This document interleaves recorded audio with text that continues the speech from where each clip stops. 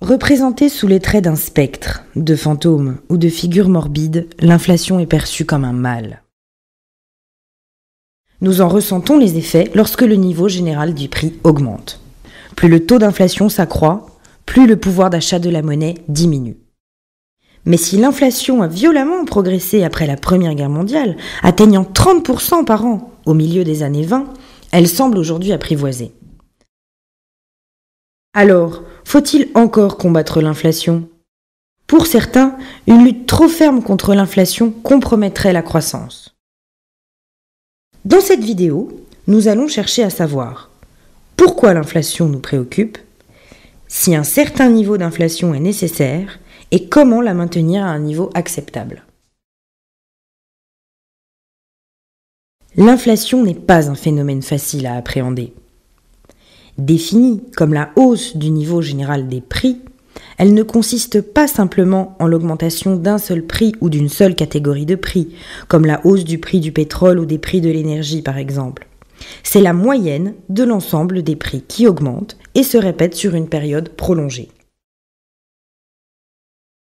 Mais l'écart entre la mesure de l'inflation et notre ressenti est parfois grand. Je suis évidemment beaucoup plus sensible à l'évolution d'un prix d'un bien que j'achète très fréquemment que à l'évolution d'un bien que j'achète peu fréquemment. Pourquoi ? Parce que ma mémoire est limitée et elle a tendance à se souvenir que des choses fraîches. Or, dans le cas de l'inflation, cet écart pose un vrai problème. Car imaginer de l'inflation qui n'existe pas peut finir par en créer réellement. Que se passe-t-il en effet si les ménages anticipent une hausse des prix ? Que vont-ils faire ?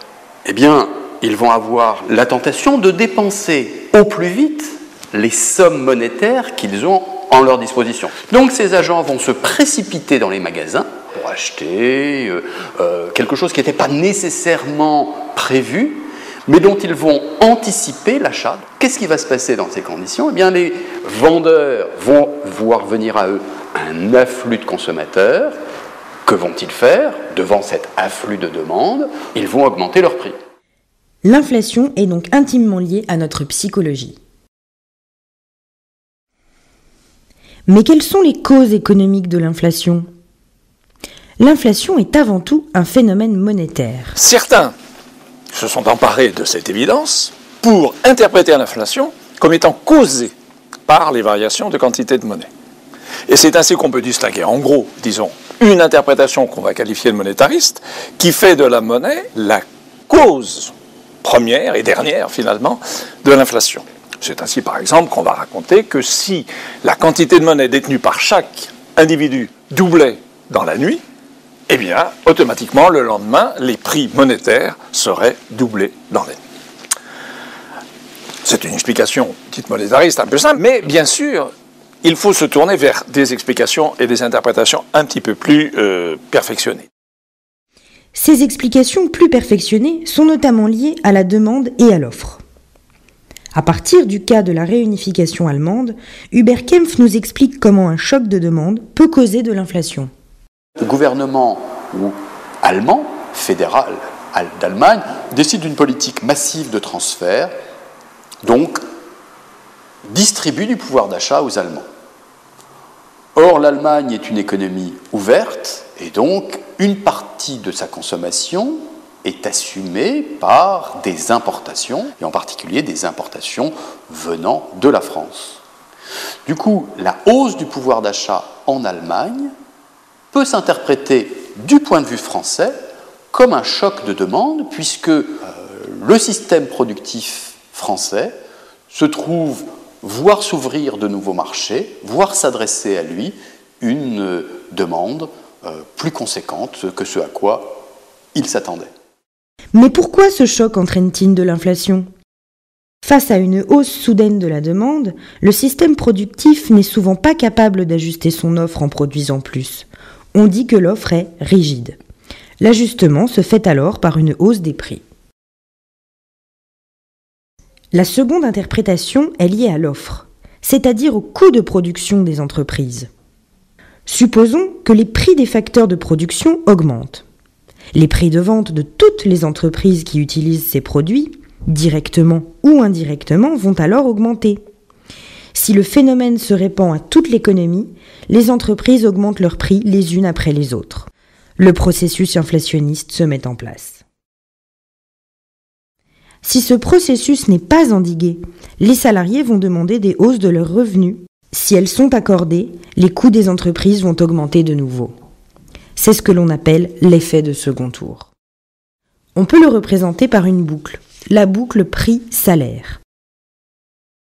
Ces deux interprétations, par l'offre et la demande, nous révèlent que l'inflation naît souvent à la suite de chocs qui déstabilisent l'économie.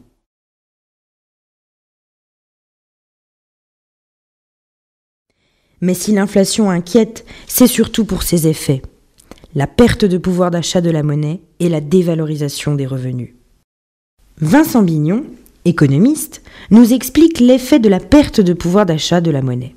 Du point de vue de la vie quotidienne, les conséquences de la perte de pouvoir d'achat de la monnaie sont relativement faibles pour des taux d'inflation bas, à 2 ou 3%.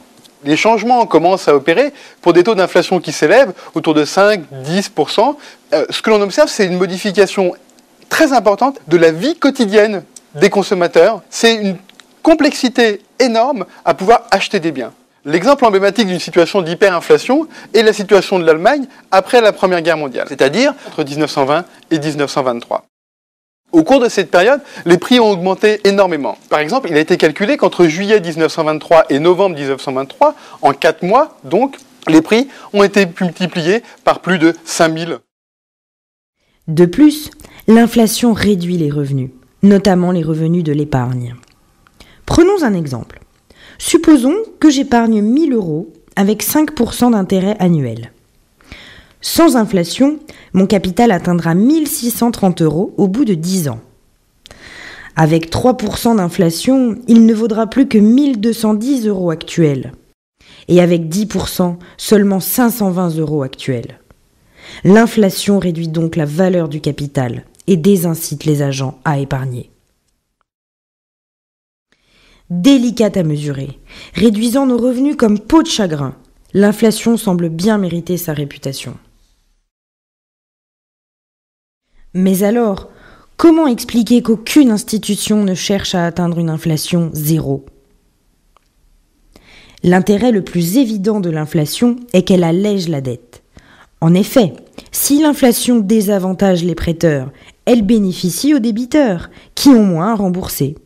Pour eux, l'inflation est une véritable tentation. Il y a un élément très important dans cette inflation, et notamment si on observe l'évolution de très longues périodes de la monnaie, on s'aperçoit que la monnaie se dévalue constamment, à des vitesses extrêmement variables, mais depuis des siècles et des siècles. On peut chercher une raison à cela, et une des raisons, probablement, est le poids des débiteurs dans l'économie. En effet, les débiteurs, qui sont-ils ? Ce sont quand même principalement les entreprises, ce sont les gens qui produisent, ce sont les gens qui prennent les initiatives économiques. Et donc, il est quelque part assez normal de voir que ces agents pèsent, ou ont pesé longtemps, dans le sens d'une dévaluation de l'unité monétaire. Alors, pourquoi ? Eh bien, évidemment, parce que si vous empruntez 100 € aujourd'hui et que vous la rendiez dans 10 ans, s'il n'y a pas d'inflation, vous rendez toujours la même valeur. S'il y a de l'inflation, eh bien, vous rendez une valeur réelle bien moindre. Et donc, vous allégez le poids de vos dettes. Et donc, des projets innovants, qui n'auraient peut-être pas été rendus possibles sans inflation, vont l'être grâce à l'inflation. Et on peut dire que, dans l'histoire du capitalisme, l'inflation a joué un rôle extrêmement positif de ce point de vue. L'État fait également partie de ceux qui peuvent être tentés de réduire le poids de la dette. Déjà, au XIIIe siècle, le roi français Philippe le Bel décidait d'émettre plus de monnaie en diminuant la quantité d'or que chaque pièce contenait. C'est ce que l'on appelle faire tourner la planche à billets, imprimer et émettre de la monnaie qui n'a pas de réelle valeur en contrepartie. Encore aujourd'hui, l'inflation est tentante parce que certaines recettes de l'État augmentent mécaniquement avec la progression des prix. C'est le cas du produit tiré de la taxe sur la valeur ajoutée. Les économistes appellent ce phénomène l'impôt d'inflation. Mais plus qu'une tentation pour l'État et les débiteurs, un faible taux d'inflation peut être une nécessité. Que se passerait-il si l'ensemble des prix baissait ? On basculerait alors dans une situation de déflation. Ici aussi, il s'agit d'un engrenage. Quand les prix baissent de façon continue, les agents reportent leur consommation au lendemain, comme pour des soldes qui n'auraient pas de fin. Alors, la demande baisse. Les entrepreneurs anticipent que ce mouvement risque de continuer. Ils diminuent leur production. À terme, ils peuvent licencier et freiner leurs investissements. Les revenus des entreprises et des ménages vont diminuer. Cette baisse des revenus peut entraîner des faillites. Ce processus, s'il n'est pas arrêté, mène à la récession. C'est donc avant tout pour éviter la déflation que les autorités cherchent à atteindre et maintenir un niveau d'inflation modéré. Mais il nous reste à comprendre comment y parvenir. Pour le savoir, penchons-nous sur un premier cas extrême, celui de l'hyperinflation allemande des années 20. La sortie de l'hyperinflation en Allemagne a été très soudaine. Elle s'est opérée en quelques jours, entre le 15 et le 20 novembre 1923. La politique a consisté à faire deux choses. Premièrement, à émettre une nouvelle monnaie en remplacement de l'ancienne. Deuxièmement, à réduire le déficit budgétaire et se mettre d'accord sur la manière dont les dépenses de l'État devaient être financées. L'introduction d'une nouvelle monnaie est une condition nécessaire pour la sortie de l'hyperinflation allemande. Il faut redonner confiance dans la monnaie. Pour cela, il faut créer un choc psychologique chez la population. Ce choc psychologique prend la forme d'un échange physique des anciens billets contre des nouveaux billets. Cet échange implique une division du nombre de zéros qui sont imprimés sur les billets. Concrètement, on va échanger un billet de 20 milliards de Reichsmark contre un billet de 10 Rentenmark. Le deuxième élément important de la stabilisation de l'hyperinflation est s'attaquer aux causes de cette hyperinflation. Et la cause de l'hyperinflation, dans le cas de l'Allemagne, est la possibilité pour les partis de se mettre d'accord sur le financement des dépenses de l'État. Et donc, dans le plan de stabilisation de novembre 1923, il était écrit deux choses importantes. La première était que l'État ne devait plus faire de déficit budgétaire et que ce déficit budgétaire, au cas où il pourrait arriver, ne pourrait en aucun cas être financé par la planche à billets. D'autres situations d'inflation se sont présentées à la suite des chocs pétroliers de 73 et 79. Les gouvernements ont mis en place des politiques pour casser la boucle prix-salaire. L'objectif est de faire diminuer le taux d'inflation. C'est la désinflation. Un des deux grands types de politiques de désinflation est la politique de limitation de la demande. L'histoire commence avec le premier choc pétrolier de 1973. Nous avons tous les instruments maintenant pour le comprendre, ce choc pétrolier. C'est un choc de matières premières, c'est un choc d'offres. Il implique un appauvrissement de la France vis-à-vis des pays détenteurs de matières premières. Que les Français le souhaitent ou non, il faut qu'ils se serrent collectivement la ceinture. Essentiellement, il y a eu une volonté de modifier la formation des prix et des salaires, en particulier en mettant fin à l'indexation automatique des salaires sur les prix. C'est-à-dire la reconnaissance qu'il n'était pas possible de préserver le pouvoir d'achat des Français face à un choc d'offres. Il y a eu une politique qui a consisté à peser sur la formation des revenus pour casser une logique inflationniste. Depuis le début des années 90, l'inflation est maîtrisée en France. Elle est stabilisée autour de 2%.